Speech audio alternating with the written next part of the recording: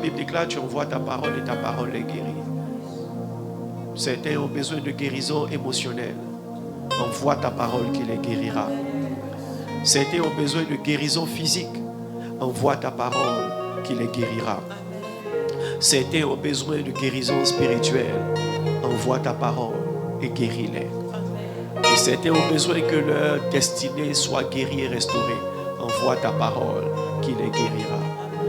Ne te tais pas, Seigneur. Et rends-nous sensibles à ta voix. Bénis-nous dans ta présence. Au nom de Jésus. Donne-moi ton plus puissant Amen.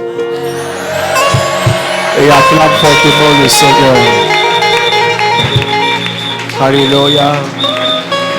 Assieds-toi dans la présence de Dieu. Que Dieu te bénisse. Alors bénissons le Seigneur pour le groupe musical pendant qu'ils vont s'asseoir.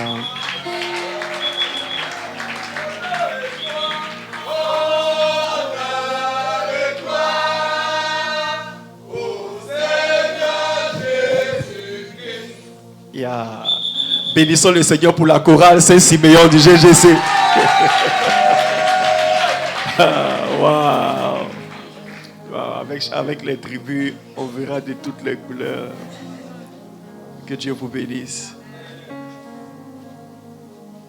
3 Jean, le verset 2. 3 Jean, le verset 2.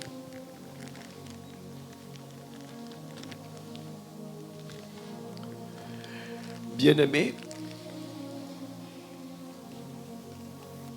je souhaite que tu prospères à tous égards et sois en bonne santé, comme prospère l'état de ton âme, au nom de Jésus. Amen. Dieu veut que tu prospères. Veuillez vous asseoir, que le Seigneur nous bénisse par sa parole. Alléluia. Le souhait de Dieu, c'est que nous soyons bénis. Le souhait de Dieu, c'est que nous prospérions. Et il dit à tous égards. Je te vois prospérer à tous égards au nom de Jésus. À tous égards, cela signifie quoi? Dans tes études, tu prospères. Dans ton commerce, tu prospères. Dans tes affaires, tu prospères. Dans tout ce que tu vas entreprendre, tu prospères. Mais vous savez, pour que ces choses arrivent, pour que cette prospérité arrive, il faut que vous soyez bénis. Il faut que vous soyez bénis. Et pendant le mois de juin, nous avons longuement parlé de la bénédiction. Et nous avons même parlé de tout ce qu'on doit faire, n'est-ce pas, pour pouvoir être béni. Qui se souvient de tout ce qu'il doit faire pour être béni? Qui se souvient? Waouh! Dis à quelqu'un, est-ce que tu es un si mauvais élève que ça? Qui peut me rappeler juste un point? Une condition de bénédiction. Oui, Papa Nyangba, on est à l'école aujourd'hui.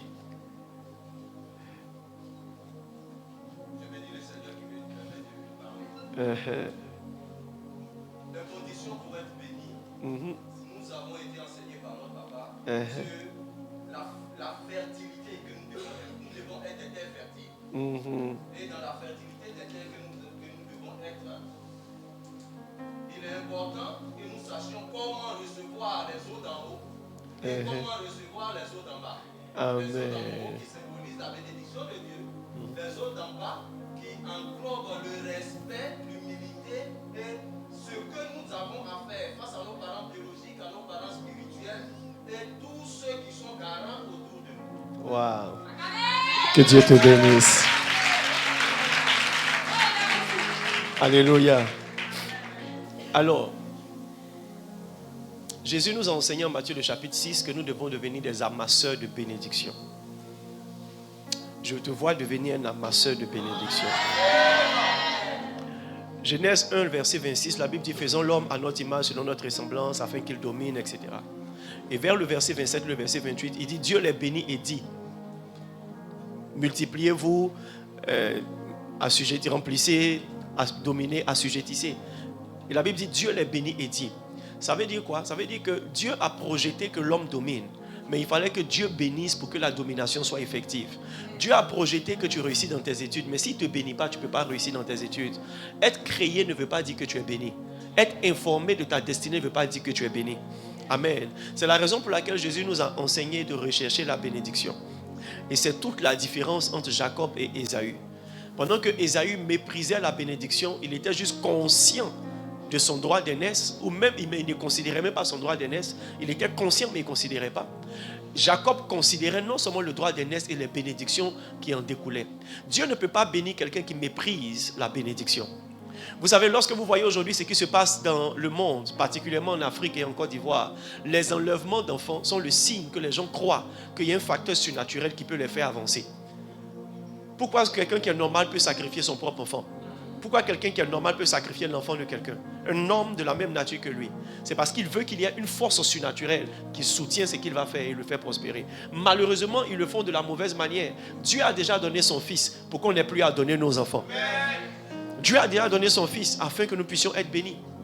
Mais la réalité, c'est quoi? La réalité, c'est que la bénédiction n'est pas seulement la réponse à la prière. La bénédiction est la réponse à certains sacrifices d'obéissance que nous devons, apporter à Dieu. Je ne sais pas si je parle à quelqu'un ce matin. Dieu ne te bénit pas parce que tu pries. Lorsque tu pries pour être béni, Dieu te donne des occasions de bénédiction. Je t'encourage à prier pour être béni et je t'encourage à être sensible à ce que tu dois faire pour être béni. Amen. Alors, à titre de rappel rapide flash, rappel flash. Comment recevoir la bénédiction? Premier point, soumettez-vous à Dieu. Quelqu'un qui n'est pas soumis à Dieu ne peut pas être béni. Amen. Quelqu'un qui sait Dieu et le diable ne peut pas être béni.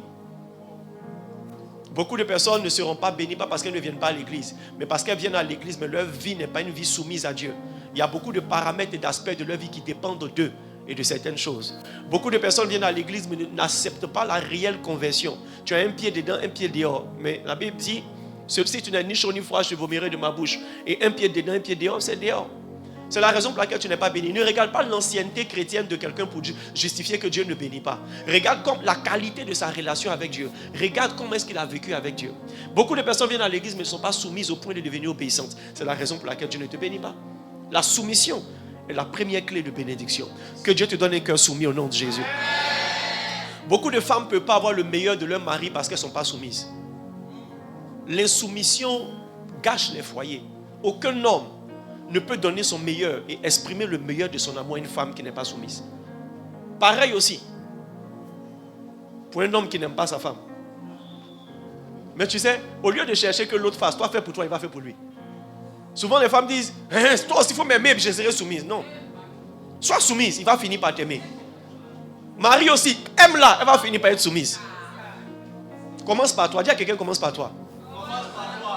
Et lorsqu'on est soumis à Dieu, Dieu nous bénit. La Bible dit, humiliez-vous sous sa main toute puissante, il vous relèvera. Il dit, si le peuple qui a invoqué mon nom s'humilie, prie et recherche ma face, je l'exaucerai des cieux et je guérirai son pays. Humiliez-vous devant Dieu. S'humilier, ce n'est pas s'abaisser. S'humilier, c'est obéir dans le cœur, dépendre de Dieu. Yes. Quelqu'un qui est soumis à Dieu dépend de Dieu. Beaucoup d'entre vous, vous ne dépendez pas de Dieu. Vous dépendez de vos efforts. Vous dépendez de vos parents. Vous déposez de vos connexions. Le jour où tu es en galère, le signe que tu n'as aucune foi et aucune soumission à Dieu, tu commences à te compromettre et à faire beaucoup de choses. Demander de l'argent à gauche et à droite. Même aller rentrer dans les faux coups pour avoir de l'argent. Si tu étais soumis à Dieu, tu allais chercher dans la parole de Dieu quels sont les principes de la prospérité. Il y a quelque chose que tu dois faire pour être béni. Il y a quelque chose que tu ne dois pas faire. Si tu veux être béni. La soumission à Dieu te rend sensible à ce que tu dois faire, à ce que tu ne dois pas faire. Deuxième chose pour être béni, servir Dieu. Venir à l'église, ce n'est pas servir Dieu. Tu chauffes nos chaises. Et tu chauffes les chaises de Dieu. Il y a beaucoup d'arbres, souvent il y a beaucoup d'herbes et beaucoup d'arbres dans notre jardin, dans notre cour. Mais tous ces arbres et tous ces herbes ne sont pas des bénédictions. Ils occupent juste des places. Mais si tu as un manguier dans ta cour, c'est une bénédiction. La Bible dit en Ésaïe 65, verset 8, quand il y a du jus dans une grappe, on dit ne la détruis pas parce qu'il y a là une bénédiction. Ainsi j'agirai, dit l'Éternel, pour l'amour de mes serviteurs, afin de ne pas tout détruire. Demande à quelqu'un, tu fais quoi dans la maison de Dieu? Depuis que tu viens à l'église, c'est qu'est-ce que tu fais concrètement? Et qu'est-ce que tu fais fidèlement? Qu'est-ce que tu fais avec qualité et avec zèle? Parce que le service qui attire la bénédiction, c'est un service fidèle, un service diligent, un service excellent. Donc tu ne sers pas fidèlement parce qu'aujourd'hui tu fais, demain tu ne fais pas. Beaucoup de personnes sont venues et disent, papa, je veux servir dans l'église. Reste pour, je vais chanter dans le groupe musical. Mais tu les vois aujourd'hui, demain tu ne les vois pas. Même répétition, ils ne font pas. Il y a des gens qui disent, je vais servir, Dieu te donne place à l'organisation. Il n'y a pas de petit poste à l'église. Et tu viens une fois, deux fois, trois fois. Et tu ne viens plus. C'est quelle église où on fait toujours tenue. C'est ça aussi servir Dieu.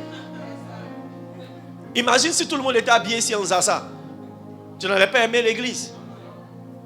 Donc tu dois faire tenue. Servir Dieu va avec certaines prérogatives et certaines obligations. Service fidèle. Service fidèle. Lorsque Jésus le maître bénissait ses serviteurs, Matthieu 25, il dit, bon et fidèle serviteur. Donc tu n'as pas seulement l'obligation d'être un bon serviteur, ça dit savoir faire ton travail, mais sois aussi fidèle, pour qu'on puisse compter sur toi à tout moment. C'est ce type de service qui attire la bénédiction. Je te vois devenir fidèle dans ton service au nom de Jésus. Yes. Et tu dois servir Dieu. Vous savez, servir Dieu, c'est un engagement. Ce n'est pas une question de je suis content, c'est pourquoi je sais. Souvent, même tu es malade, tu vas au travail parce que si tu ne viens pas, tu ne vas pas avoir ton salaire. Pour les choses du monde, on fait des sacrifices, mais pour Dieu, on ne peut pas se sacrifier. Dis à quelqu'un, Dieu est un Dieu jaloux. Je suis juste en train de faire un rappel. Servir Dieu fidèlement, servir Dieu avec diligence. Diligence, ça veut dire quoi? Ce qu'on te demande de faire, tu le fais. Beaucoup de personnes occupent des postes dans les églises, mais ils ne font pas ce qu'on veut qu'ils fassent. Ils font les choses à leur manière. Servir Dieu, c'est faire les choses à la manière de Dieu. Genèse, le chapitre 12, verset 4, la Bible dit, Abraham partit comme Dieu lui avait dit. Partir comme Dieu lui avait dit. Il pouvait partir de différentes manières, mais la Bible précise comme Dieu lui avait dit. Est-ce que tu sers Dieu comme il veut que tu le serves? Il y a beaucoup d'entre nous, on allait servir Dieu mieux s'il y avait un salaire financier qui était rattaché à notre service. Il y a des gens, tu les vois dans l'église, tu as l'impression qu'ils ne savent rien faire, ils ne savent rien faire de bon. Non, ils savent faire quelque chose, va les voir au travail. Ils sont diligents. Monsieur Kwame, oui monsieur. Yes. Et souvent même ton patron ne t'appelle pas monsieur Kwame, il dit Kwame. Oui monsieur. Ok, demain tu vas aller rapidement à Abanguru pour une monsieur. Oui chef, yes please. Yes please.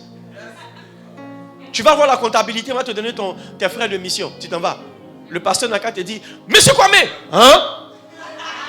Demain, je veux que tu ailles à Gbugbo pour aller voir la famille Conan. Ah, mais demain, là, moi, j'ai prévu aller accompagner mes enfants à la piscine. Pour les choses de Dieu, on a des arguments. On n'est pas diligent. C'est la raison pour laquelle tu n'es pas béni. Beaucoup de pasteurs, et je ne parle pas seulement de nous qui sommes ici, pas de ceux qui sont assis ici, moi-même qui suis dedans, et tous les hommes de Dieu qui sont dans le monde. La différence entre les pasteurs qui réussissent et ceux qui ne réussissent pas, c'est la diligence. Beaucoup de pasteurs ne servent pas Dieu avec diligence. On ne fait pas ce que Dieu veut qu'on fasse, on fait ce qu'on a envie de faire. Souvent, tu prépares des messages, le message est chaud dans ton cœur. Quand tu te mets derrière la chair, Dieu dit change. La diligence d'un pasteur est montrée dans son obéissance, sa capacité à faire exactement ce que Dieu veut qu'il fasse. Yes. Et être diligent, c'est fait spontanément. Et c'est fait jusqu'à réussir. Beaucoup de personnes essaient une fois. Et quand vient la tribulation, ils abandonnent. Oh, c'est pourquoi tu n'es pas béni. Et servir avec excellence. La Bible dit celui qui sait faire ce qui est bon, qui ne le fait pas, il pêche contre Dieu. Tu sais servir avec excellence, c'est avec excellence. Yes. C'est pourquoi les gens du monde sont plus excellents que les chrétiens. Parce qu'ils travaillent, ils veulent que le résultat soit bon. Les chrétiens, ils donnent à Dieu le brut. Ils ne vont pas à l'usine. La Bible dit soyez transformés par le renouvellement de l'intelligence. C'est-à-dire que Dieu veut que le produit, même souvent qu'on lui envoie, c'est un produit transformé. Je veux manger chocolat, je n'ai pas dit manger cacao. Donc si Dieu veut manger chocolat, passe, transforme, travaille, traite et donne-lui du chocolat. Beaucoup de personnes donnent manioc à Dieu lorsque Dieu veut manger à Tiéké. Aucune transformation, aucune excellence. Yes. De toute façon, c'est comme ça nous on a eu l'habitude de faire. Donc, votre histoire de toujours prier, toujours faire réunion, toujours faire répétition là. Tu sais que le don de Dieu, il est naturel. Quand il est là, il n'est pas là. Même ceux-mêmes qui chantent dans le monde, ils font répétition. C'est la raison pour laquelle ils n'ont pas besoin de faire beaucoup d'efforts pour que leur voix sorte. Yes. Quel message! Quel messager! Masatalaba. La chorale Saint-Siméon du GGC. Yes. Excellence. Excellence. Celui qui veut être excellent, il travaille, il fait des exercices. La Bible dit, l'athlète ne se prive pas des exercices. L'exercice physique est utile. Combien de prédicateurs font exercice? Frère, c'est la raison pour laquelle tu prêches Kokobaka. Parce que même prêcher, on fait exercice. Tu te mets dans ta chambre ou bien dans ta douche, dans ton lieu de prière. Alors, la Bible dit... Tu dis non, cette partie-là, je ne vais pas faire comme ça. Je vais faire comme ça. La Bible dit... Parce que tu veux que le rendu soit bon. Les gens ne savent pas quel travail on fait dans le secret pour que lorsqu'on prêche, vous compreniez. Si tu veux devenir excellent, travaille et sois sérieux. Pas sérieux. On n'est pas né avec le savoir-faire. On apprend à faire. Et puis on finit par mieux faire. Jusqu'à devenir parfait. Arrêtez de dire moi je ne peux pas servir Dieu parce que c'est pas fait. On apprend. On apprend. Si tu veux être béni, il faut apprendre à demander à Dieu de te bénir. Lève-toi chaque matin avec une prière. Seigneur, bénis ma journée. Seigneur, bénis mon travail. Et quand tu vas dire à Dieu de te bénir, il va créer une occasion de bénédiction. Et tu vas obéir et tu seras béni. Vous avez besoin de bénédiction chaque jour. Yes. Quand Jacob a eu l'opportunité d'attraper Dieu, il dit, si tu ne me bénis pas, je ne te laisse pas. Vous savez, le meilleur héritage que Isaac a laissé à ses enfants, ce n'est pas son argent, c'est trop beau. Il a laissé la bénédiction. Une seule parole peut changer toute ta vie. Une seule bénédiction peut te faire avoir ce que l'argent ne t'a pas donné. C'est pourquoi ceux qui font guerre d'héritage, vous êtes des ignorants. Ne luttez pas l'héritage de vos parents. Arrangez-vous pour être les bons fils de vos parents, ils n'ont qu'à juste vous bénir. Leur mot seulement va te rendre plus riche que ceux qui n'ont jamais été. Abraham était riche, mais quand on parle de la richesse d'Isaac, on dit que cet homme Isaac était riche, fort riche, allant en s'enrichissant jusqu'à ce qu'il devienne extrêmement riche. À cause d'une seule parole, il a reçu.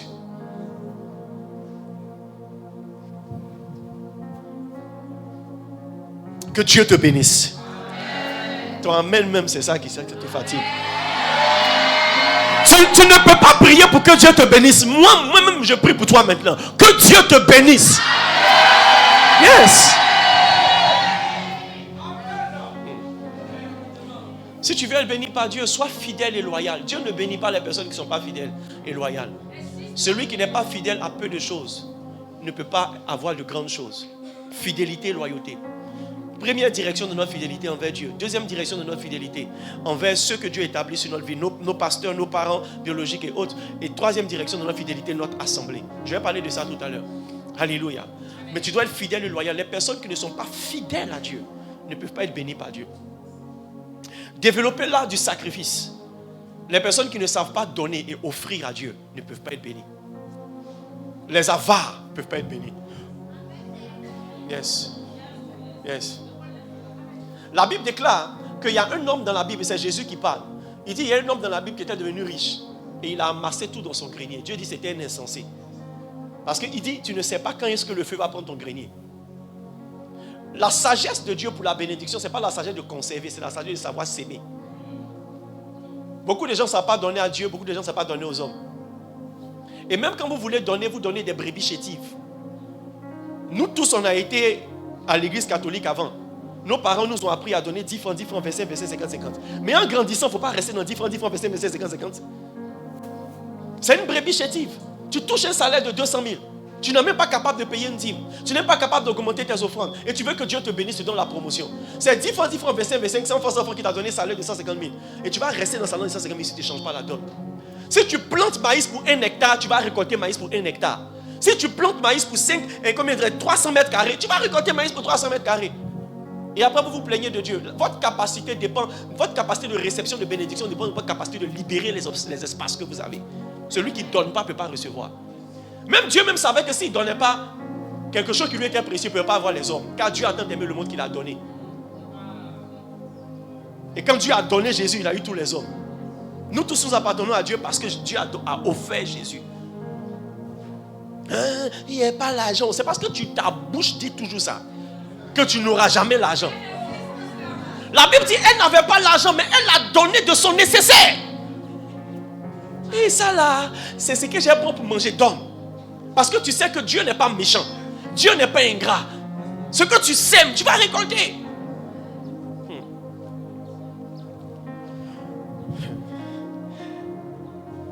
Développer la culture de l'honneur. Si tu veux être béni pour recevoir les eaux d'en bas. Comme papa Nyamba a bien expliqué tout à l'heure. Les eaux d'en bas, c'est la bénédiction qui vient des pasteurs, de vos parents biologiques et des autorités que Dieu met sur la terre pour vous. Même du chef d'État. Si tu veux recevoir les eaux d'en bas, il faut honorer. Il y a beaucoup de personnes qui ne savent pas respecter personne.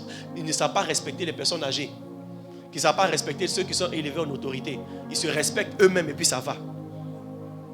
Le problème, c'est que la bénédiction crée l'étirement. Il dit que c'est la bénédiction de l'Éternel qui enrichit, qui t'étire et qui te multiplie. Le problème, c'est quoi? C'est que tu es béni aujourd'hui, c'est pourquoi tu es arrogant. Mais tu peux avoir plus que ça si tu sais honorer les personnes. Ce qui te rassasie ne te satisfait pas. Parce que la véritable satisfaction n'est pas dans le rassasiement, mais dans le fait que tu n'as pas de soucis pour demain. Et si tu ne sais pas honorer des gens aujourd'hui, demain tu n'auras pas. Il y a des gens qui traitent leur pasteur comme leur camarade. Il y a des gens qui traitent leur pasteur comme leur ennemi. Il y a des gens même qui méprisent même les hommes de Dieu, même si c'est ton voisin.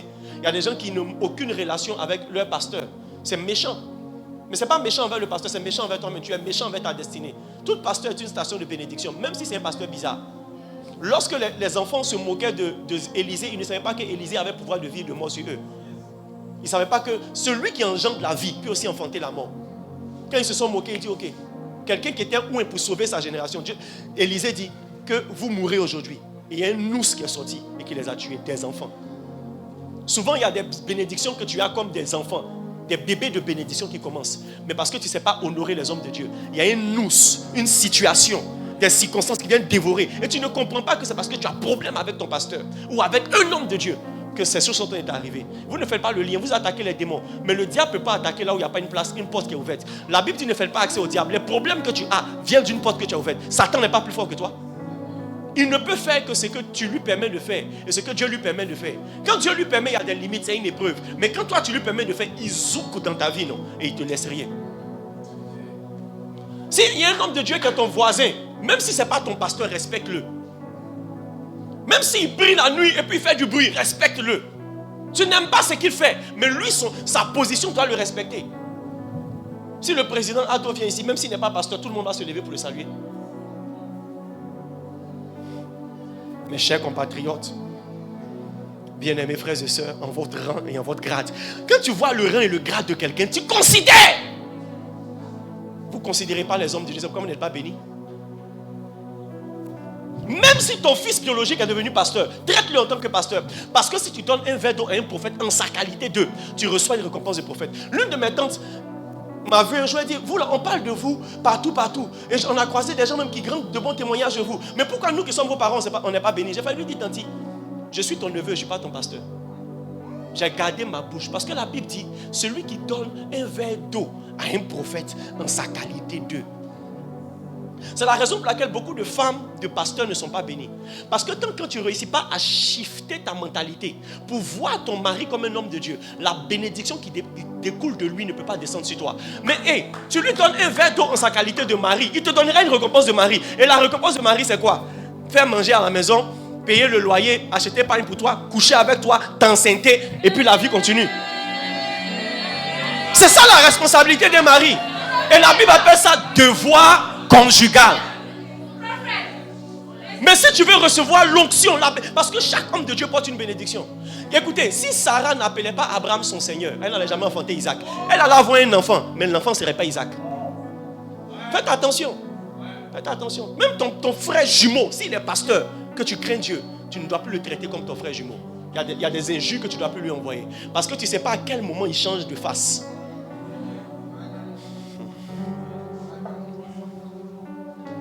La chose la plus difficile pour un homme de Dieu, pour un chrétien, c'est de discerner la source de bénédiction. Si tu as discerné une source de bénédiction, ne joue pas. Tous les hommes de Dieu sont des sources de bénédiction. Tous les parents biologiques. La Bible dit honore ton père et ta mère. La Bible ne dit pas honore ton père qui est bon et ta mère qui est gentille. La Bible ne dit pas honore ton père qui a réussi dans la vie et ta mère qui a payé tes études. C'est ton père, c'est ta mère, honore-le. Tu vas recevoir les eaux d'en bas. Oh yes. Même si ton père est braqueur, honore-le. Tu ne l'honores pas pour ce qu'il fait. Tu l'honores pour ce qu'il est. Beaucoup de gens ne sont pas bénis parce qu'ils aiment plus leur pasteur que leurs parents biologiques. En matière d'amour, il y a toujours un plus. Mais tu ne dois pas laisser l'amour de tes parents quitter ton cœur et l'honneur que tu leur dois. La Bible dit, celui qui dit que le soutien qu'il doit apporter à ses parents est une offrande à Dieu, c'est un insensé. Et la Bible dit, celui qui n'a pas soin de ceux de sa propre maison, il a renié la foi et il ne vaut pas mieux qu'un infidèle. Tu dois à l'église. Tes parents n'ont pas mangé. Tu dois à l'église. Tu n'as pas fait les tâches ménagères. Tu dois à l'église. Tu n'as pas lavé la voiture. Tu n'es pas béni. Et même si tu es béni à moitié. Il dit béni à tous égards. Si tu veux voir la bénédiction à tous égards, fais ce qu'il faut faire à tous égards. Oh. C'est juste un rappel. Mon message d'aujourd'hui, mais ce n'est pas ce que je suis en train de prêcher. J'ai prêché sur le premier culte. Le dernier point pour recevoir la bénédiction, c'est d'avoir un cœur altruiste, penser aux autres. Dieu ne bénit pas les gens qui stockent. Dieu bénit des gens qui libèrent. Si tu n'as pas un cœur pour les autres, Dieu ne te bénira pas. Hier, je disais à l'une de mes filles, ce que je vois en train de venir dans l'entreprise où tu travailles, je suis sûr que c'est parce que quand tu es rentré, tu as commencé à faire rentrer les gens de l'église dans l'entreprise pour qu'eux aussi travaillent, soient aidés. Yes. C'est une source de bénédiction. Il dit que celui qui a soif, qui vienne et qui boive, et des fleuves d'eau vive vont jaillir de son. Tu as soif, tu viens boire pour toi, mais avec la conscience que si tu bois, d'autres personnes vont boire à toi. Vous savez, la raison pour laquelle je me tiens devant vous et vous m'écoutez, c'est parce que Dieu m'a enseigné pour moi et je ne suis pas avare pour garder l'enseignement pour moi. Je partage avec vous. Vous êtes en train de boire d'une eau que j'ai bu. Pourquoi Dieu va te bénir si tu es le seul qui va être béni? C'est très facile d'être bon avec ceux de sa maison. Quand tu as fini d'être bon avec ceux de chez toi, Dieu voit ton niveau de bonté et de générosité par ce que tu fais pour les autres. C'est pourquoi la Bible dit à Israël, il ne faut pas mépriser l'étranger. Aujourd'hui, même jusqu'en Israël, il y a des gens qui sont là-bas sans titre de séjour. Ils ont des faveurs. Il y a des gens qui n'aiment pas les étrangers. La xénophobie est un démon qui vous empêche d'être béni. Parce que vous n'avez pas remarqué, tous ceux que vous méprisez, c'est eux qui possèdent le territoire. Yes. Vous gagnerez à les bénir. Ne rejetez personne, aidez les gens, aidez les enfants des autres. Je donne un conseil aux femmes qui n'apprennent pas à traiter les enfants des autres comme leurs enfants. Vous êtes en train de limiter la destinée de vos propres enfants. Maltraite ton enfant, maltraite l'enfant des autres. C'est ta servante, tu la maltraites. Tu achètes des habits pour tes enfants, tu n'achètes même pas un habit pour elle. Tu achètes des chaussures pour tes enfants, tu n'achètes pas une chaussure pour elle. Tu achètes la nourriture pour tes enfants, tu n'achètes pas la nourriture pour eux. Et il y a poulet de la table et poisson manqué de la cuisine. Regarde un peu, juste un peu de temps. Tu ne vas pas vivre ces choses, mais quand tu vas mourir, tes enfants vont souffrir. Parce que la manière dont tu traites les enfants des autres, tu es en train de créer quelque chose dans l'atmosphère. Tes enfants seront traités ainsi. Yes. Yes. Tous ceux qui étaient aux funérailles de mon grand-père ont pu observer quelque chose. Il y a une de mes filles qui m'a envoyé un message pour dire, papa, tous les membres de ta famille là sont chocos. Il n'y a pas quelqu'un qui n'a pas réussi. Et ce n'est pas par notre force. Parce que depuis qu'on est petit, nos grands-parents, souvent même on a appelé grands frères, petites soeurs, des gens qui ne sont même pas liés à nous. Parce qu'ils ont vécu avec nous, on les a traités comme nous, on les sait à table avec nous, ils ont cadeau de Noël comme nous. On a grandi avec eux. Même si eux, ils sont partis avec ingratitude, la bénédiction n'est pas ingrate. La bénédiction est tombée sur chaque membre de la famille. N'attends pas que le bien que tu as fait te revienne au travers de celui à qui tu as fait du bien.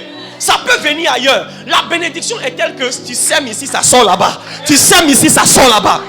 Fais du bien à ta servante. Faites du bien à ton serviteur. Faites du bien à vos employés. Faites du bien aux enfants de vos voisins. Le premier stage que j'ai eu, mes premiers pas dans la vie professionnelle, c'est quelqu'un à qui ma grand-mère, quand il était petit, a donné 25 francs parce que ses parents n'avaient pas l'argent pour le mettre. Aujourd'hui, il est devenu multimilliardaire. Quand il a appris que l'un des petits-fils de ma grand-mère et l'un des fils de ma mère fait le bâtiment et qu'il investissait dans le bâtiment, il a dit, envoie-le, je vais lui trouver du travail. Je n'avais pas eu le BTS. J'ai commencé à travailler sans le BTS. Mais la porte que Dieu a ouverte là, c'est une porte qui était la résultante d'une clé qui a été mise, pas par moi, mais par ma grand-mère, il y a peut-être 20 ans ou 30 ans en arrière. Ce que tu poses aujourd'hui comme action, quelqu'un va récolter ça pour toi.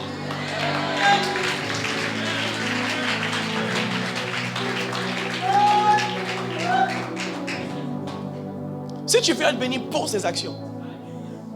On ne prie pas seulement pour être béni. Quand tu pries, Dieu va te montrer des actions que tu dois poser et des actions que tu dois pas arrêter. Tu dois arrêter de poser.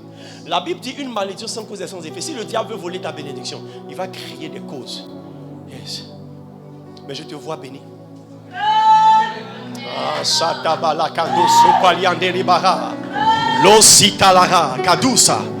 Reçois la bénédiction au nom de Jésus. Assieds-toi. Mon message d'aujourd'hui, c'est les obstacles à la bénédiction. Parce que tu vois, tu peux être béni et ces bénédictions vont rencontrer des obstacles sur le chemin. La bénédiction que tu as reçue aujourd'hui peut devenir malédiction demain. C'est pourquoi pendant que tu es béni, faut t'arranger pour protéger la bénédiction. Yes. Premier obstacle à la bénédiction. La mauvaise terre. Beaucoup de personnes ne sont pas bénies. Vous savez pourquoi? Parce que ils ne sont pas de bonne terre. Prenez-moi Matthieu 13, verset 8. J'espère que j'aurai suffisamment de temps pour aller pour faire le tour de tous les points. Répète après moi, parle-moi Seigneur. Matthieu 13, verset 18. Je lis à partir du verset 18. Vous donc, écoutez ce que signifie la parabole du semeur. Lorsqu'un homme écoute la parole du royaume et ne la comprend pas, le malin vient et enlève ce qui a été semé dans son cœur. Cet homme est celui qui a reçu la semence le long du chemin. Ça veut dire quoi? Tu peux recevoir une prophétie. Tu peux recevoir une parole. On peut prier pour toi et t'imposer les mains. C'est une semence. Mais si la semence qui vient en toi, tu ne la comprends pas, le diable peut voler la semence. Beaucoup de personnes ici ont des prophéties qui ont été volées parce qu'ils n'ont pas compris. Vous savez, si je vous donne une prophétie, ne dites pas Amen tant que vous n'avez pas compris. Et même si vous avez dit Amen, allez chercher à comprendre. Et vous comprenez dans la réflexion. Acte le chapitre 9, la Bible dit, pendant que Pierre était en train de réfléchir sur la vision, Dieu lui dit, va. Ça veut dire que quand tu réfléchis sur la prophétie, quand tu réfléchis sur l'enseignement que tu as reçu, quand tu réfléchis sur la prière même qui a été faite pour toi, et que tu commences à comprendre, l'exaucement commence à arriver. Le diable ne peut pas voler ce que tu comprends. En d'autres termes, ce que tu ne comprends pas, le diable vole.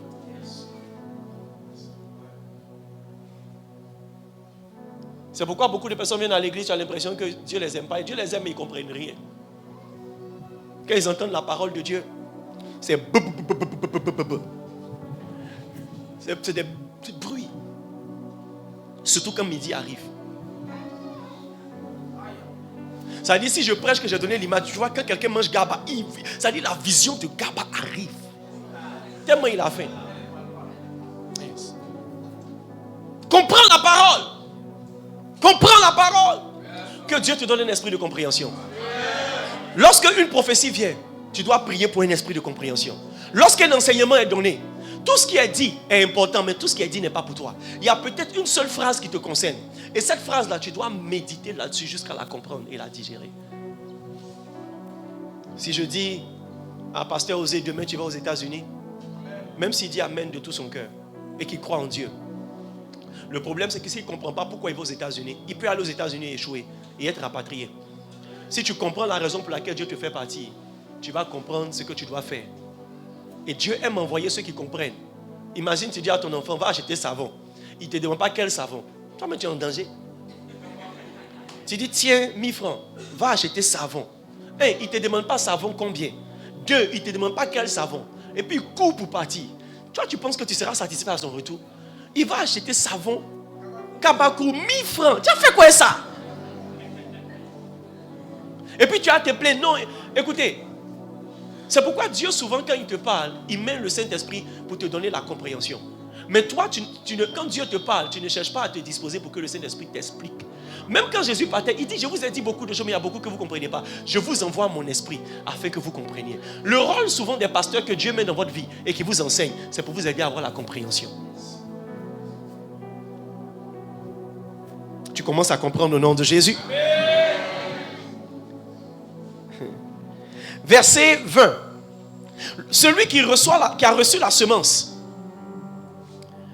dans les endroits pierreux, c'est celui qui entend la parole et la reçoit aussitôt avec joie. Mais il n'a pas de racine en lui-même. Il manque de persistance. Et dès que survient une tribulation et une persécution à cause de la parole, il y trouve une occasion de chute. Ça veut dire, j'ai dit tout à l'heure à Pasteur Osé, tu vas aller aux États-Unis, il a dit Amen. Il la reçoit avec joie. Mais le problème, c'est que vous devez comprendre que toute prophétie, tout enseignement ou toute prière que vous recevez, il y a des tribulations qui accompagnent. Le diable envoie des tribulations pour pouvoir ôter la semence. Dieu envoie des tribulations pour éprouver votre profondeur. Aucune prophétie ne s'accomplit facilement du jour au lendemain. Surtout les prophéties de destinée. Je peux prophétiser aujourd'hui, demain, tu vas avoir quelque chose. Demain, tu vas avoir quelque chose. Et demain, tu vas avoir. Mais si c'est une prophétie de demain, tu seras. Avant que tu ne sois, Dieu va t'éprouver, le diable va te tenter, la tribulation va venir. Mais quand tu n'as pas de profondeur dans ta relation avec Dieu, ça veut dire du jour au lendemain, on peut te faire quitter la foi. On peut te faire quitter le royaume de Dieu. La parole ne s'accomplit pas. Beaucoup de paroles ne sont pas accomplies dans votre vie parce que vous n'êtes pas profond dans votre relation avec Dieu. Vous êtes des chrétiens superficiels. Dès que viennent les épreuves, vous commencez à vous lamenter, pleurer, maudire Dieu. La femme de Job était consciente que la bénédiction qu'ils avaient, c'était une bénédiction qui venait de Dieu. Mais quand Dieu a commencé à les éprouver, elle dit maudit Dieu, mais parce qu'elle-même avait déjà maudit Dieu dans son cœur. Beaucoup d'entre vous avez maudit Dieu dans votre cœur. J'ai vu des gens, après avoir échoué un examen, sont allés coucher avec des hommes, aller s'enivrer. Parce que vous n'avez pas de profondeur. Personne n'a béni Dieu. Mais Job était profond. C'est pourquoi quand Dieu lui a pris, même ses enfants, ce n'est pas un seul enfant, beaucoup d'enfants, même dans un coup, ça dit, Kassa moulé, le diable a pris comme ça, ça dit, il a fait un strike.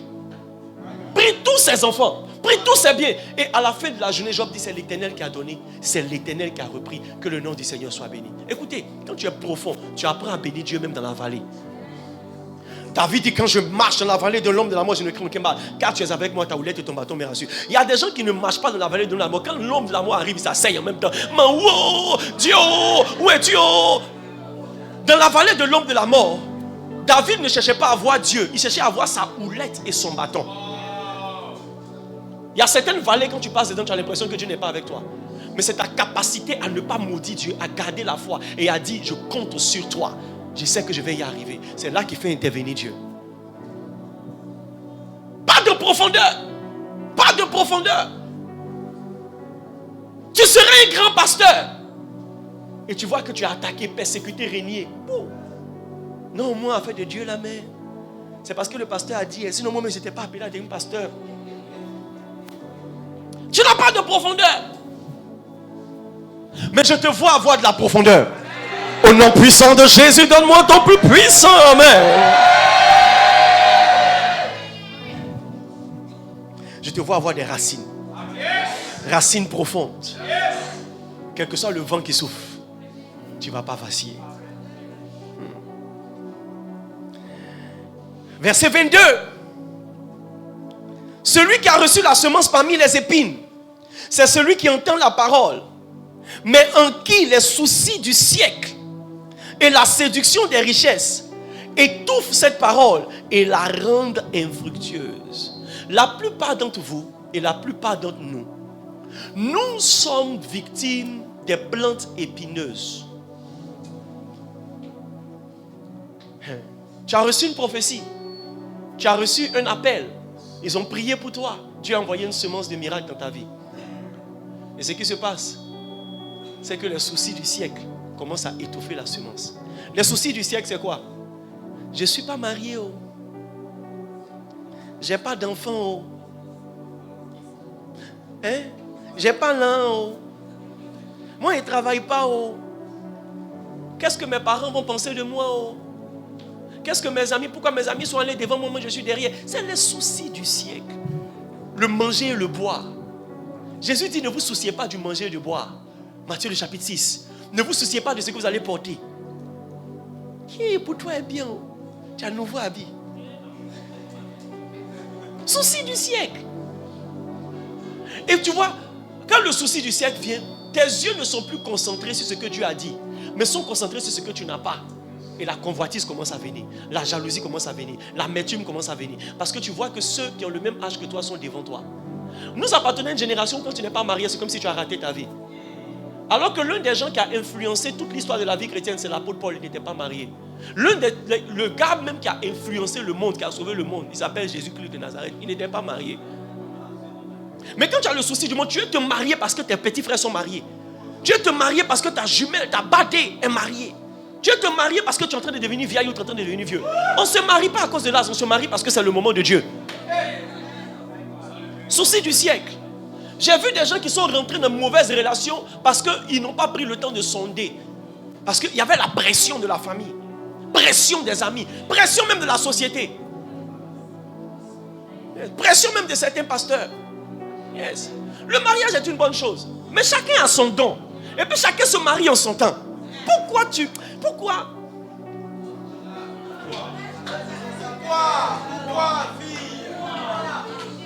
n'est-ce pas ce souci? Travailler, c'est une bonne chose. Travailler, c'est une bonne chose. Vous savez, Dieu fait sortir Israël de l'Égypte. Et 40 ans plus tard, il est conduit à Canaan. Vous savez pourquoi? Est-ce que vous savez que Dieu avait le pouvoir? Dès que Israël sort de l'Égypte, ils disparaissent tous et puis ils apparaissent à Canaan. C'est ce qui s'est passé avec Philippe. Mais pourquoi il n'a pas fait ça? Parce qu'il devait d'abord préparer le territoire et les préparer pour le territoire. Pendant que Dieu était en train de préparer Israël dans le désert, ce qui se passait, c'est que les Cananéens étaient en train de labourer Canaan pour eux. Quand ils sont partis, ils ne sont pas allés planter, ils sont allés voir des récoltes. Quand ils sont partis, ils ne sont pas allés construire des maisons, ils sont allés se partager des maisons. Parce qu'il y a eu 40 ans pour développer toute une ville que tu vas venir écouter et posséder. 40 ans. 40 ans. Dieu, le timing de Dieu est le meilleur. Yes. Pendant qu'il les préparait, il préparait le territoire. Je suis en train de dire à quelqu'un, pendant que Dieu est en train de préparer le territoire, il est en train de te préparer. L'entreprise où tu dois travailler, Dieu est en train de préparer ta place et il te prépare pour cette place. Le mari que tu dois avoir, Dieu est en train de te préparer pour lui et il est en train de préparer ton mari pour toi. Dieu est en train de préparer la femme que tu dois avoir pour toi et te préparer pour elle. Donne-moi ton plus puissant. Amen. Il y a des gens qui n'ont pas eu le bac cette année. Je lui ai dit, mes gars, tu n'es pas prêt pour Abidjan. C'est la raison pour laquelle Dieu a permis que tu échoues. L'échec des chrétiens n'est pas un échec. C'est juste que si tu vas à Abidjan, tu vas perdre la foi. Donc Dieu préfère te laisser à Dabou pour te former un peu, te préparer. Et pendant ce temps, il prépare Abidjan pour toi. L'année prochaine, à la même période, tu auras le bac, tu auras le BTS, tu auras le BPC, parce que tu seras prêt et le territoire sera prêt pour toi. Donne-moi ton meilleur. Amen.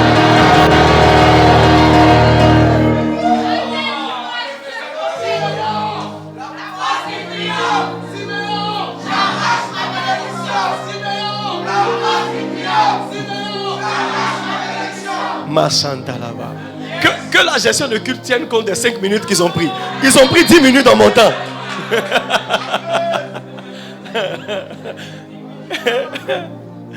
Alléluia.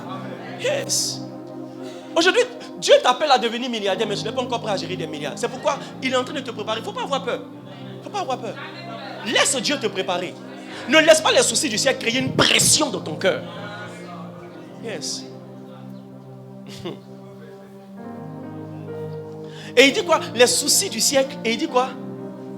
La séduction des richesses.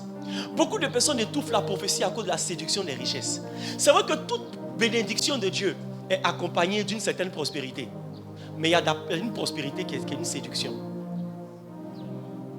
Aujourd'hui, beaucoup de gens ont renié la foi pour avoir l'argent. L'argent facile. L'argent facile. Séduction des richesses. Je vais avoir grosse voiture. Rolls Royce. Et tu commences à devenir malo, un véritable VI. Alors que la prophétie qui est sur toi, forcément ça va finir par voiture que tu veux.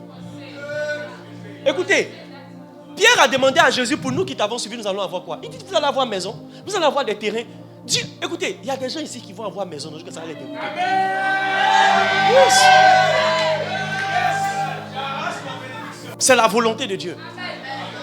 Yes. Vous savez, il y a un célèbre animateur américain. Il a un nom étrange. J'ai oublié son nom, mais je vois très bien son visage. J'écoutais, il regardait ses émissions où il rendait un témoignage. Il dit, il a connu tellement la galère que lorsqu'il a commencé à connaître Dieu et qu'il a lu dans la Bible que ceux qui croient en Jésus auront des terres, il a calculé la surface du globe. Et puis il a divisé par le nombre d'habitants. Et puis il a déterminé que selon le plan de Dieu, chaque habitant doit avoir plus d'un hectare de terrain. Et lui, maintenant, il a commencé à mettre sa foi en Dieu. Il dit aujourd'hui, là, il a exactement ce qu'il croit que Dieu avait réservé pour lui. En termes de... Il a des terrains partout. Yes. Ça va finir par là. Souvent, ça ne commence pas par là, mais ça finit par là. Séduction des richesses. Séduction. Beaucoup de jeunes filles aujourd'hui ont raté l'homme de leur vie. Parce que quand tu le regardes, là, il ne t'inspire pas confiance. Mais sa voiture t'inspire confiance. La Range Rover, là, quand il a plus, boum, tu dis, ah. Vous savez, avant que j'ai regardé un documentaire sur les... Je pense que c'est un oiseau, ça doit être un pan. Pour séduire sa femme, là, il a une manière de faire ses ailes, là. Tout homme qui va avoir une femme, il exhibe ses biens. Donc, au lieu de t'inviter au restaurant, il t'invite d'abord au restaurant. Et au lieu de t'inviter dans un hôtel, il t'invite chez lui à la maison. Il n'a pas d'intention première de coucher avec toi la première nuit. Juste pour que tu viennes voir ses biens. Tu vois maison, cuisine climatisée, WC climatisé. Yes. Même garage est climatisé. Et son chien choquant.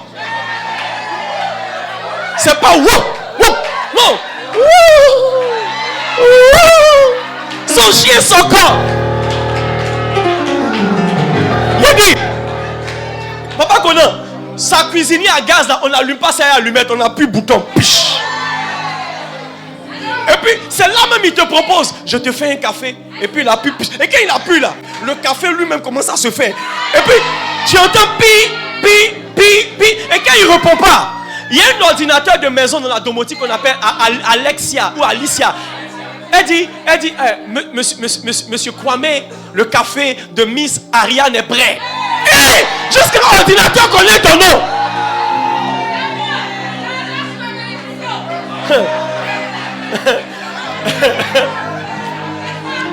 Alors que le gars là, c'est un malot. C'est un mystique. C'est un voleur. C'est un flocon, c'est un sacrificateur. Chaque fois qu'il couche avec une fille, il prend la grâce et c'est ça qui lui donne l'argent. Mais tu vois, parce que tu as été séduit par la richesse qu'il a, tu n'as pas pris le temps de prier, de jeûner pour connaître. Écoutez, quand Adam a vu Ève, il dit, je vais regarder d'abord ses os, le fondement de sa vie, son caractère. Il dit, quand il a fini de regarder, il dit, voilà, cette fois-ci, là, voici celle qui est os de mes os et chair de ma chair. Toi, tu regardes d'abord la chair avant de regarder les os. Femme claire. Apouchou. Skinny. Femme noire. Femme choco. Garçon avec tablette de chocolat. Mollet velu. Poitrine bombée.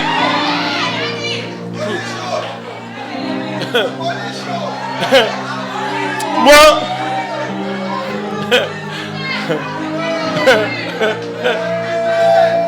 Et tu regardes ça, au lieu d'aller prier, en même temps ton cœur commence à battre. Adam a regardé son caractère. Oh bien aimé, si Akab avait pris le temps d'étudier Jézabel, il n'allait pas regarder sa beauté. Il allait regarder le type de femme qu'elle était. Yes. Oh, si seulement tu cherchais la crainte de Dieu dans l'homme de ta vie. Si tu cherchais la crainte de Dieu dans la femme de ta vie. La Bible dit la grâce est trompeuse et la beauté est vaine. Mais la femme qui craint l'Éternel est celle qui sera louée. Elle n'est peut-être pas allée à l'école, mais elle peut bâtir la maison. Parce que si elle craint l'Éternel, elle devient une femme vertueuse et elle peut bâtir la maison. Toutes les belles femmes ne peuvent pas bâtir ta vie. Toutes les belles femmes, tous les beaux garçons ne peuvent pas t'aider à bâtir ta destinée. Il faut des gens qui ont la crainte de Dieu. Arrête d'être séduit par les richesses. Tu peux vivre dans une grosse maison et vivre la misère. Allez aujourd'hui à Cocody. Allez aujourd'hui au Deux Plateaux. Allez aujourd'hui à Makori.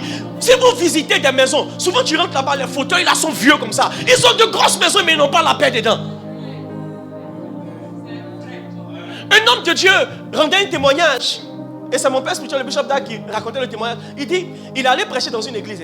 L'homme de Dieu, quand il rentre dans l'église avec sa femme, non, on dirait mariage. Il commence par derrière. Tout le peuple est assis. Et puis il rentre comme ça, bien habillé. Il dit, c'est pas on, lui-même il est parti. Yes. Et ça c'est.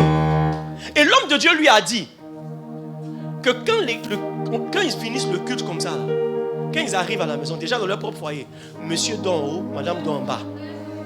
Ils ne se parlent plus jusqu'au dimanche prochain. Parce que leur marche de venir à l'église, là, c'est contrat de mariage. Donc pendant que toi tu es là, tu regardes les gens qui font des photos sur Facebook. Tu penses que c'est ça la raison pour laquelle tu dois te mettre la pression pour avoir ton pain. Quel bon pain? Pain confiant.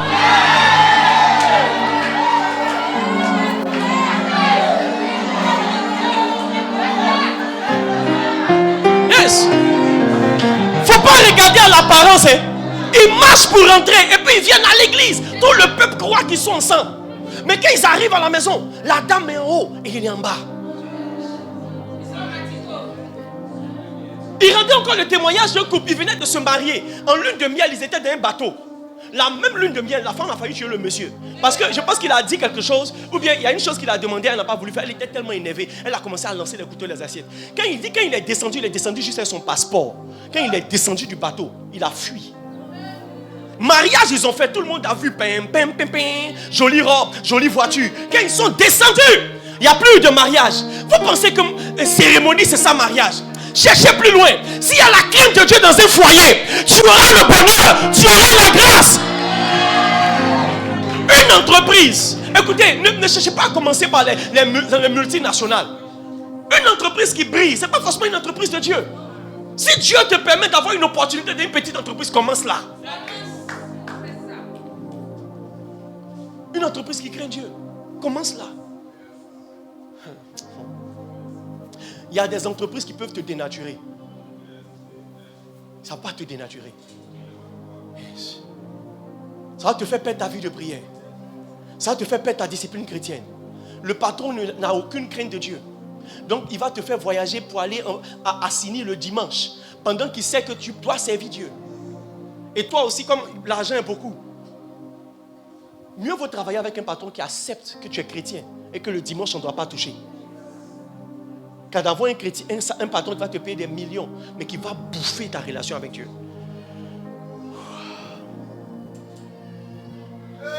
La séduction des richesses. Tu ne te concentres plus sur comment te préparer à la parole. Non. Maintenant, tu commences à promener les regards inquiets.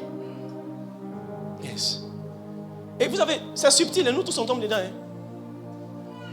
Nous qui sommes pasteurs, souvent tu vois un pasteur avec qui tu as commencé, puis tu vois comment Dieu le bénit aujourd'hui. Tu dis, aïe, pourquoi pas moi?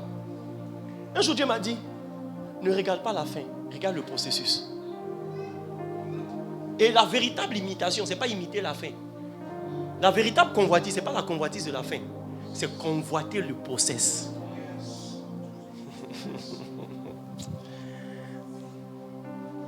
Je te vois rentrer dans un process. Il dit celui qui a reçu la semence, verset 22. Verset 23. Celui qui a reçu la semence dans la bonne terre, c'est celui qui entend la parole et la comprend. Il porte du fruit. Un grain en donne 100, un autre 60 et un autre 30.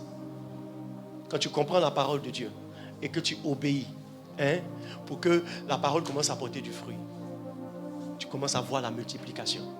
Es-tu une bonne terre? Parce que le problème, ce n'est pas la qualité de la semence. Tout ce qui sort de Dieu est bon. Mais il se pourrait que c'est toi-même qui sois l'obstacle de ta bénédiction. Yes. Yes. On t'a donné une responsabilité. Mais depuis ils ont mis dans ta main, ça ne prospère pas. Ce n'est pas la responsabilité qui est trop difficile. C'est toi qui es une terre bizarre. Yes. Tu dois prier pour être une bonne terre. Pour que tout ce qu'on te confie prospère dans ta main. Mets ta main sur ton cœur, dis Seigneur. Je t'entends pas. Dis Seigneur, fais de moi une bonne terre Au nom de Jésus. Alléluia. Le premier obstacle à la bénédiction, c'est quoi? Être une mauvaise terre. Je te vois devenir une bonne terre au nom de Jésus. Les gars, une prière que vous devez faire tous les matins, c'est Seigneur, fais de moi une bonne terre. Laboure-moi. Pour que tout ce que tu vas envoyer comme bonté, comme parole, puisse porter du fruit dans ma vie. La Bible dit les bontés de l'Éternel se renouvellent chaque matin. Je vois les bontés de l'Éternel se renouveler. Yes. Et je te vois rentrer dans ces choses au nom de Jésus. Rapidement, le deuxième obstacle à la bénédiction, c'est l'infidélité à Dieu. Comment tu peux être infidèle à Dieu? Vous allez lire les versets après, par la désobéissance. Deutéronome 28, verset 15. Qu'est-ce que Dieu dit? Dieu dit, si tu désobéis, voici les malédictions qui vont t'accompagner. Beaucoup de chrétiens sont devenus infidèles parce qu'ils désobéissent facilement à Dieu. Yes. Désobéir à sa parole, désobéir à sa volonté, désobéir même à l'appel qui est sur ta vie. Yes. Tout à l'heure, j'ai dit, tu sers Dieu comme tu veux servir Dieu. Tu sers Dieu quand tu veux servir Dieu. Tu es dans une alliance de désobéissance. Genèse 12, verset 4, la Bible dit, Abraham partit comme Dieu lui avait dit. L'obéissance, c'est faire les choses comme Dieu veut que tu les fasses. Deviens obéissant au nom de Jésus. Si tu désobéis, tu ne seras pas béni. Parce que l'obéissance la bénédiction est rattachée à l'obéissance. Régner la foi. En régnant la foi, tu deviens, tu constitues un obstacle à la bénédiction. Tu crées un obstacle à la bénédiction. Apocalypse 2, verset 13. Il dit, tu habites là où Satan est. Où le trône de Satan est. Mais malgré tout, tu n'as pas régné la foi. Et malgré le fait qu'il y ait un de mes serviteurs qui soit mort, que Satan a tué sur la place publique. Tu as vu le scandale dans l'église. Tu as vu l'épreuve qui attaquait tel ou tel chrétien. Tu n'as pas régné la foi. La plupart d'entre vous régnez la foi quand vous voyez que ceux qui vous ont dévancé dans la foi traversent des épreuves. Vous régnez la foi. Vous dites, si c'est comme ça là, il ne va pas là-bas. Beaucoup de femmes ici, quand tu les vois, si on pose la question, qui sont ceux qui m'apprécient bien? Tu vois, tous les moments même prophète Aristote, tu es un autre pasteur. Pas apprécié dans le sens d'appréciement appréciatif. Non, appréciement sainteté. Beaucoup de filles m'apprécient. Vous avez payé transport, je n'ai pas payé votre transport, vous avez payé, vous m'écoutez, non? Yes. Parce que vous m'appréciez. Mais si Dieu dit, ainsi parle l'Éternel, Père, si je te donne un pasteur selon mon cœur, un pasteur à plein temps, elle va dire, wopou, Satan, je te lis. Parce que vous voyez,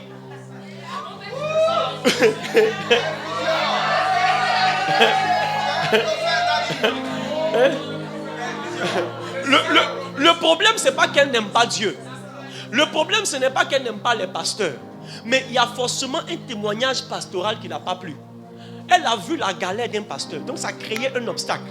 Donc elle est en train de régner la foi que Dieu peut bénir un de ses serviteurs. Le sang de Jésus sur toi. Elle dit alléluia. Non, le sang de Jésus pas pour annuler le mariage pastoral. Le sang de Jésus pour annuler le fait que tu refuses. C'est ça qu'elle a prophétisé.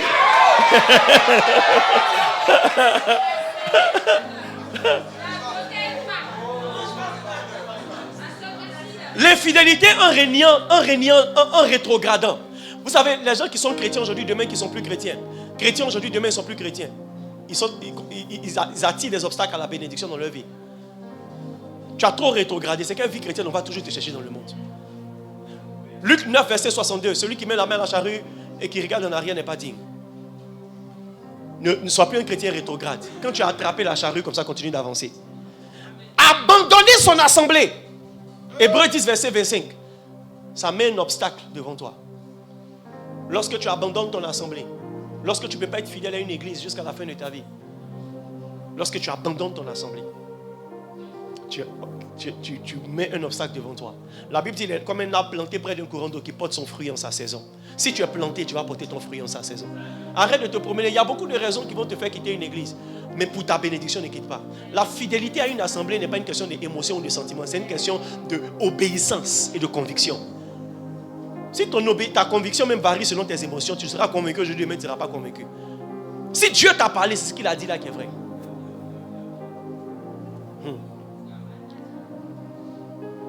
L'infidélité à Dieu, en n'honorant pas ton engagement et tes obligations. La dîme est une obligation. Dis à quelqu'un, la dîme et les offrandes sont des obligations. Malachie 3, verset 8. Il dit, quelqu'un trompe-t-il Dieu? Il dit, oui, vous m'avez trompé dans vos dîmes et dans vos offrandes. Apportez dans ma maison vos dîmes et vos offrandes, et vous verrez pas pour vous les écluses des cieux. Et si je n'envoie pas la bénédiction sur vous. Ça veut dire quoi? C'est une obligation. Quand on parle de tromper, ça veut dire qu'il y a une obligation quelque part. Ce n'est pas optionnel. Écoutez, ne soyez pas frustrés. Le pasteur bouffe la dîme. C'est la parole de Dieu. Il dit, afin qu'il y ait à manger dans ma maison. Il y a des gens qui servent l'autel. Il y a des pasteurs qui sont à plein temps. Moi, je ne bouffe pas les dîmes qui rentrent dans le panier parce que je ne suis pas à plein temps. Mais si un pasteur bouffe ta dîme, tu dois être content. Parce que c'est le but. Arrêtez de dire non, vous me donnez mais dans le panier. Qu'est-ce qui vous dit que ça va chez Dieu? Ça ne va pas chez Dieu. Il n'y a pas un ange qui vient dans la caisse. Aristote, faisons le point, je vais donner au Père. Non. Non. Non. Ça n'existe pas. Arrêtez de laisser Satan vous tromper. Votre libéralité, votre obligation, c'est ce qui permet de payer les charges des églises. Il y a encore des charges. Non, Jésus a annulé la dîme. Jésus n'envoie pas un ange pour payer nos factures. Non, non. Celui qui l'envoie pour payer les factures de l'église, c'est toi. La Bible dit la multitude de ceux qui avaient cru étaient un même cœur. Et ils mettaient leurs biens en commun. Pour prendre soin de l'église. Prendre soin de l'église. En payer ta dîme, faire tes offrandes et puis envoyer tout ton argent, qu'est-ce qui est mieux? Non, paye ta dîme. Sinon, l'église primitive, là, ils envoyaient tout leur argent. Hein. C'est ce qui est biblique. Ce que Jésus a envoyé est plus grave que la dîme et les offrandes. Yes, c'est plus grave. Une église où il n'y a pas de dîme et d'offrande, l'église ne peut pas se construire. L'église ne peut pas organiser de programmes. L'église ne peut pas prendre soin de ses serviteurs, etc. Aujourd'hui, vous vous plaignez que les pasteurs ne vous rendent pas visite tout le temps. Ils n'ont pas le temps.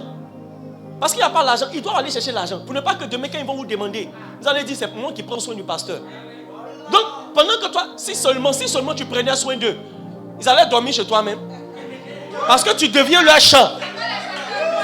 Yes. Dis à quelqu'un, paye ta dîme et fais tes offrandes. Tu seras béni. Yes. Ça fait 10 minutes. Alors, je finis. L'une des obligations que tu as, tes engagements, c'est tes vœux. Ecclésiaste chapitre combien? 5, verset 4 au verset 6. Il dit, si tu prends un engagement devant Dieu, il faut payer. Si tu ne payes pas, tu es un insensé. Et il ne faut pas faire que Dieu va se fâcher contre toi. Lisez, littéralement. J'ai reformulé pour ceux qui ne veulent pas lire longtemps. Yes. Donc ceux qui ont pris les enveloppes dimanche dernier, Amouyaki, payez pour vous-même. Payez. La Bible dit, il ne faut pas prendre un engagement à ton détriment. Faut faire prendre. Tu prends un engagement, tu payes. Parce que Dieu bénit. Quand tu commences à prendre un engagement, Dieu envoie un ange. C'est celui que la Bible appelle l'envoyé, dans Ecclésiaste. L'envoyé vient pour recevoir ton vœu et l'accomplissement de ton vœu. S'il y a un envoyé, c'est que c'est considéré. Si tu fais une cérémonie, que je n'ai pas pu me déplacer, que je n'ai pas envoyé quelqu'un pour me représenter, c'est que je ne te considère pas. Yes.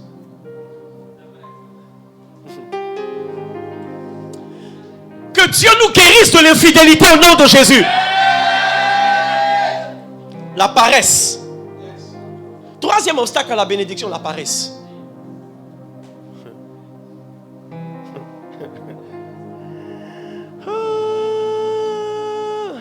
Lorsque vous prenez Deutéronome 8, verset 1 au verset 8, il dit, je te bénirai dans le champ, je te bénirai dans le grand et dans le menu bétail, je te bénirai dans tes entreprises. Ça veut dire quoi? Toute bénédiction qui ne trouve pas une entreprise ne peut pas se manifester. Yes. Écoutez, Dieu t'a béni, mais si tu ne fais rien, tu ne vas pas voir que tu es béni. Yes. La bénédiction ne consiste pas à ce que Dieu dispose le cœur des gens en ta faveur. Quand Dieu dispose le cœur des gens en ta faveur, c'est pour t'apporter les ressources pour pouvoir multiplier. Parce que tu vois, si tu dois avoir 1 million pour commencer un business, il te faut ouvrir un compte bancaire. Avoir un certain mouvement sur ton compte bancaire. Pour commencer maintenant à draguer ta banque pour avoir un prêt. Dieu pour t'aider, permet qu'un frère, n'importe qui est touché, il te donne 1 million. 1 million là, ce n'est pas pour la paix. L'homme intelligent qui reçoit 1 million, la première chose qu'il commence à faire, il enlève ses obligations, il enlève sa dîme et ses offrandes. Et puis commence à demander à Dieu, ça là, comment tu veux que je gère? Yes. Et Dieu maintenant va te dire, à locaux tu voulais vendre là. C'est vrai que tu voulais un restaurant, mais commence par vendre devant chez toi. Voici fonds de commerce. La plupart des bénédictions que Dieu envoie viennent comme un fonds de commerce. Il y a des gens qui ont bouffé leur fonds de commerce, non? Et quand Dieu te bénit, il t'envoie un projet. L'un des signes que Dieu t'a béni, il ouvre ton esprit sur quelque chose. La bénédiction ne vient pas de façon matérielle. La bénédiction vient de façon substantielle. Ça vient avec une idée, une opportunité. Yes. Et quand tu es paresseux, tu ne travailles pas. Beaucoup de chrétiens ne sont pas bénis, ne sont pas prospères parce qu'ils sont paresseux, alors qu'ils sont bénis. Vous savez, si Jacob restait dans la maison d'Isaac, malgré la bénédiction, il n'allait pas prospérer. C'est quand Jacob est sorti qu'il a commencé à travailler, qu'il a vu la bénédiction. Il fait élevage, ça prospère.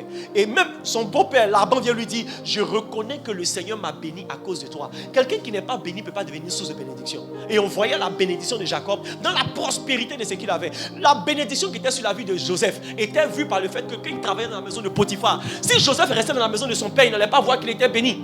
Quand il est rentré dans la maison de Potiphar, la Bible dit tout ce que Joseph faisait dans la maison de Potiphar prospérait parce que la main de Dieu était sur lui. Que la main de Dieu soit sur toi. Et fais quelque chose. Dis à quelqu'un, fais quelque chose. Les femmes qui attendent un homme riche pour les épouser là, c'est un piège. Ne rentrez pas dans votre mariage galéo. Sinon l'homme ne va pas vous respecter. L'homme d'avant là, il peut vous respecter. L'homme du 21e siècle, il ne respecte pas femme qui n'a pas l'argent. Je vous ai dit, oh. Je vous ai dit. Je vous ai dit. L'homme du 21e siècle, il ne respecte pas femme qui n'a pas l'argent. Yes. Cherche ton âme. Cherche quelque chose à faire. Proverbe 13, verset 4 dit, l'âme du paresseux a des désirs qui n'aboutissent à rien. Proverbe 6, verset 9 dit, lisez-moi ça. Oh, j'aime ce passage. Et je vais finir avec ça par la grâce de Dieu. Écoutez, regarde ton voisin, mets ton doigt sur lui. Je veux voir tous les doigts sur quelqu'un. Parce que si tu ne mets pas ton doigt sur quelqu'un, je mets mon doigt sur toi. Et moi, mon doigt là, il y a onction dedans.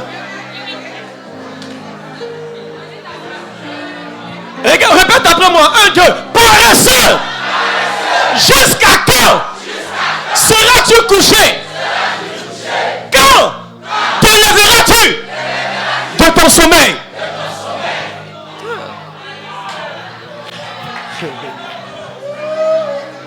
Les gars, si tu ne te lèves pas de ton sommeil, tu ne vas pas prospérer. Tu ne vas pas voir la bénédiction.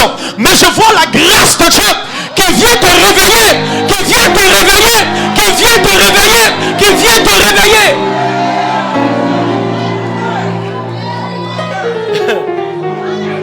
Écoutez, je rentrais chez moi il y a quelques jours de cela et j'étais au feu. Mercredi, quand je rentrais chez moi vers 22h, 23h, au feu de la Riviera 2, j'ai vu des enfants, 22h, 23h, des enfants qui ont l'âge pratiquement de mes filles, en train de vendre lotus.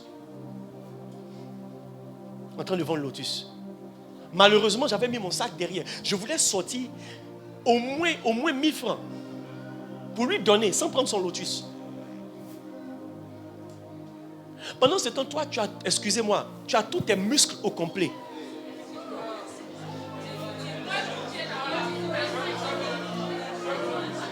Et tu es assis. Et puis tu dis, mais papa, et mon goûter de 16 heures. Maman, j'ai une petite faim là. Et c'est toi qui parles gros français. Maman, j'ai une petite faim là. J'ai un creux. Va travailler, il y a travail à Abidjan. Il y a travail ici. Écoutez, la Bible dit, je te bénirai dans les champs. Transforme le gazon de ton papa en champ de tomates. Tomates marche.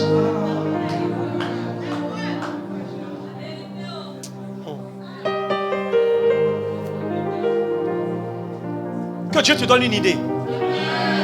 Et vous savez, vous qui faites quelque chose, chaque jour, venez prier Dieu là où vous faites quelque chose. Dites, Seigneur, bénis. La Bible dit, c'est le matin que les bontés se renouvellent. Donc, chaque matin, tu te lèves, tu dis, Seigneur, bénis mon commerce. Bénis mon commerce. Yes. Yes. Vous savez, la prière marche. La prière marche. Ça marche. Dieu même veut qu'on soit riche. Yes. Yes.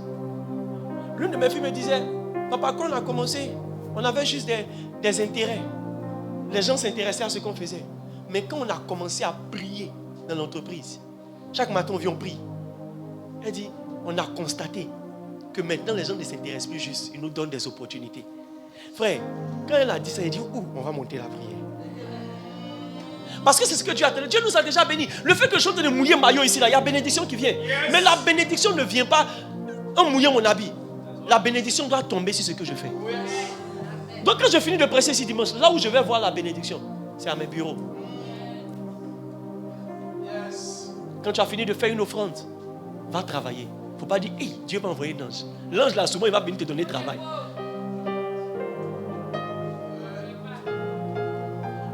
La paresse est un démon.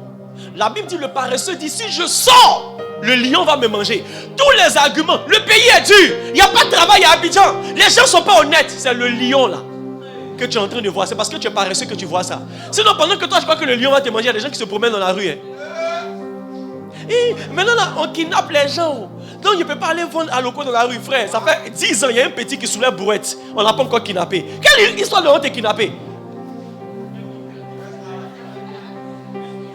Nos frères, nos parents musulmans, ils sont bénis de la bénédiction d'Abraham qui est descendue sur Ismaël.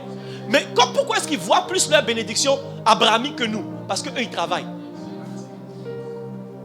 Nous, on ne travaille pas. Eux, ils travaillent. C'est la même bénédiction. Hein. Nous, en plus, la bénédiction d'Abraham, on a la grâce qui vient de Jésus. Eux, c'est la bénédiction abrahamique là, qui fait qu'ils prospèrent. Mais ils ont compris que la bénédiction se manifeste par le travail. Point final. Aujourd'hui, s'ils font grève à Dabou, vous n'allez pas partir à Abidjan. Vous n'allez même pas manger. Et vous n'avez pas honte. Maintenant, ça vous fait les conflits. Non, les chrétiens est mieux que musulmans. Chrétien n'est pas mieux que musulman. Tu dois apprendre quelque chose d'eux. Tu dois apprendre quelque chose d'eux. Il faut les regarder. Ils sont mieux. Yes. Les adjoukrous et les akans en général, ils n'aiment pas aider leurs frères. Allez regarder les djoulas. Allez regarder les musulmans. Le gars a son baka, c'est son petit frère qui est son apprenti. Et le jour où il achète un autre baka, son petit frère devient chauffeur de l'apprenti, le baka qui était apprenti. Et vous, non, moi je me suis débrouillé pour arriver là. Toi aussi tu dois te débrouiller. Il couilla.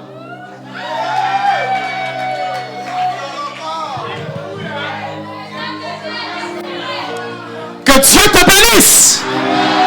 Et le dernier obstacle, c'est le manque de foi. Que Dieu augmente ta foi au nom de Jésus. Tiens-toi debout et prions le Seigneur. Ah.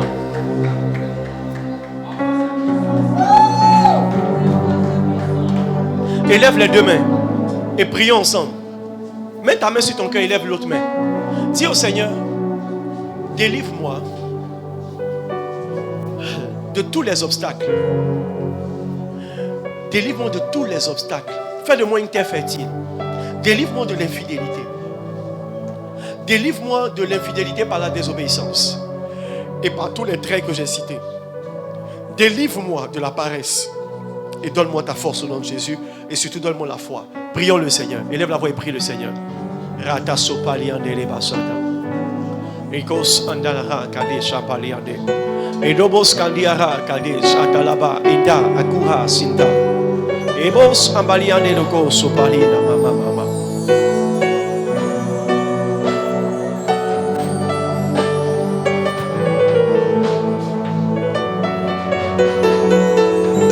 Je t'entends pas prier. Je te sens pas prier. Oh, plus de toi, Seigneur. Plus de toi. Plus de ta ressemblance.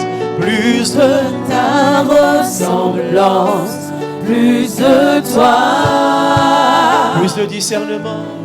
Plus de discernement de ta voix. De ta volonté, Seigneur. Seigneur, plus de toi. Plus de toi, plus de toi. Plus de toi, Seigneur. Plus de toi. Plus de ta ressemblance. Plus de ta ressemblance. Plus de toi. Plus de discernement. Plus de discernement de ta voix, de ta volonté, de ta volonté. De ta volonté. Seigneur, plus de toi. De ta volonté. Ta volonté. De ta volonté. Seigneur, plus de toi. Lève les mains. Père, c'est par ta miséricorde que nous pouvons implémenter toutes les paroles que tu nous envoies. Seigneur, j'ai prêché 2 messages en un. Mais la finalité, c'est que tes enfants doivent être bénis. Que la semence qui est contenue, l'onction et la puissance, la capacité qui est contenue dans ces messages, soit leur partage. Au nom puissant de Jésus. Amen. Je te vois rentrer dans ta bénédiction au nom de Jésus. Alors, restons debout. Prends ta dîme. Viens devant. Tiens-toi debout avec ton offrande. Prends ta dîme et ton offrande d'alliance. Et viens devant. Beaucoup de personnes ont perdu l'habitude de payer les offrandes d'alliance. Ce sont des occasions de bénédiction. Alléluia. Viens devant avec ta dîme. Tiens-toi debout avec ton offrande d'alliance. Tout à l'heure, tous ceux qui ont pris les engagements depuis dimanche passé, il y aura un panier pour ça. Donc ne confondez pas ça avec les offrandes ordinaires. Je veux pouvoir prier pour vous de façon particulière. Tenons-nous tous debout. Même si tu n'as pas d'offrande, tiens-toi debout. La miséricorde de Dieu va te localiser et il va te donner la semence par la grâce de Dieu.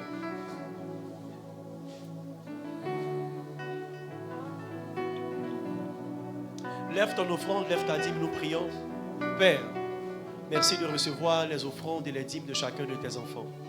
L'offrande d'alliance de chacun de tes enfants. Seigneur, toute obligation t'oblige à bénir. Tu nous as donné des obligations et tu nous bénis. Bénis tes enfants dans leurs champs, dans leurs greniers. Bénis tes enfants dans leurs entreprises. Bénis tes enfants à tous égards. Et souviens-toi d'eux dans toutes leurs entreprises, au nom de Jésus. Que celui qui n'a pas aujourd'hui reçoive la grâce de pouvoir en avoir. Soit en créant des opportunités, en bénissant le peu qu'il fait, en lui donnant la sagesse de la gestion. La plupart d'entre nous rentrons dans la pauvreté parce que nous ne savons pas gérer le peu. Donne-nous la sagesse pour gérer le peu que tu nous envoies. Merci parce que tu nous fais grâce au nom de Jésus. Amen. Le panier de gauche pour les dîmes et les offrandes d'alliance et le panier de droite pour les offrandes sous la direction du groupe musical et du service d'ordre.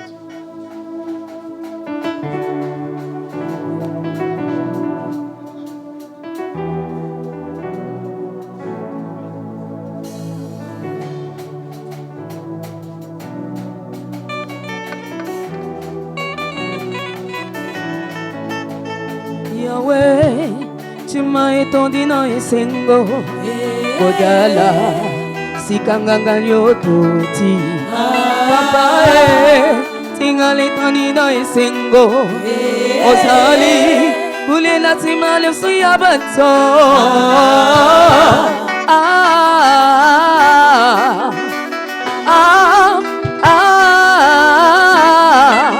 tu m'as comblé de joie qui déborde. Tu as ôté ma honte, tu m'as revêtu de ma plus belle robe. Nyongelonga yo singisi, simbalonga yo singisi, nyosoloba yo singisi. Nambola bele kibele, kao sangisi ngamaloba. Nambola bele kibele, kao sangisi ngamaloba.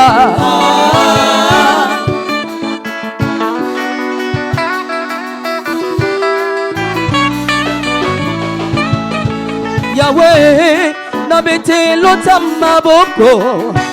Papa, nabete lotama boko. Yahweh, nabete lotamilolo. Papa, nabete lotamolembo. Polingona yasongo, yosoloba yosimomboy. Timonoga yosengisi, atakolono na tatoli.